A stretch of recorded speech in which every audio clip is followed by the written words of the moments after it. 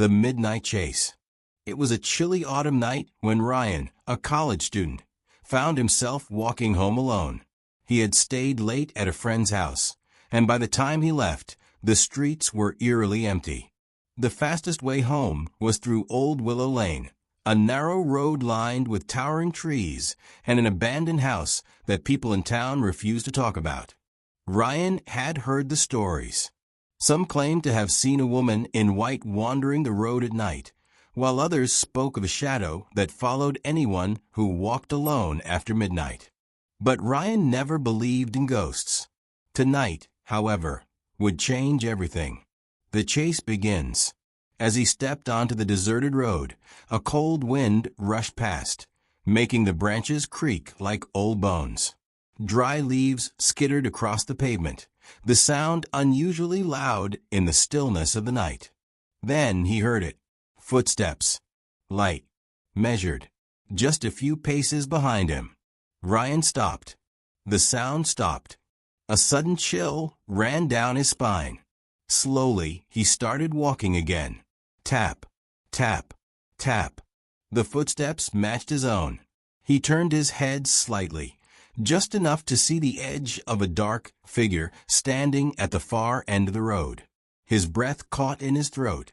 The figure wasn't moving, but somehow it felt closer than before. Ryan picked up his pace. The footsteps quickened. The air around him grew colder.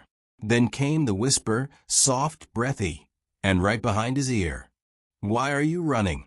Ryan's heart slammed against his ribs. He didn't look back. He ran. The footsteps behind him turned into a rapid, echoing chase. No matter how fast he sprinted, the presence remained right behind him, as if it were gliding over the ground. Then the street lights flickered. For a split second, the world plunged into darkness. And when the lights flickered back on, the figure was in front of him. A tall, shadowy silhouette. No face. No features. Just a cold, overwhelming presence. Ryan skidded to a halt, gasping. Then the whisper returned. "You shouldn't be here." Heart pounding. Ryan made the only decision his instincts allowed. He ran through it. A suffocating coldness wrapped around him, like stepping through a wall of ice. His vision blurred, his ears rang, but somehow he kept running, sprinting the last few blocks to his house, his lungs burning. Finally, he reached his front door.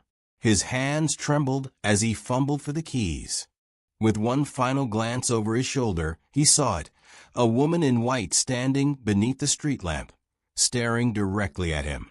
The light flickered, and she was gone, inside the house. Slamming the door shut, Ryan pressed his back against it, gasping for breath. His clothes were damp with sweat, his hands ice cold. But at least he was safe now, or so he thought. His house was eerily silent. No hum of the refrigerator. No ticking of the old wall clock. Even the air felt wrong, as if something unseen was watching him. He shook his head. Just my imagination. Walking toward the kitchen, he grabbed a glass and turned on the faucet. The water stopped midstream. The house groaned. Ryan froze. A whisper brushed against his ear, closer than ever. "You brought me home." His breath hitched. Slowly, he turned toward the hallway mirror, and his reflection was smiling. But he wasn't. Then the lights went out, and the whisper spoke one last time. "Run."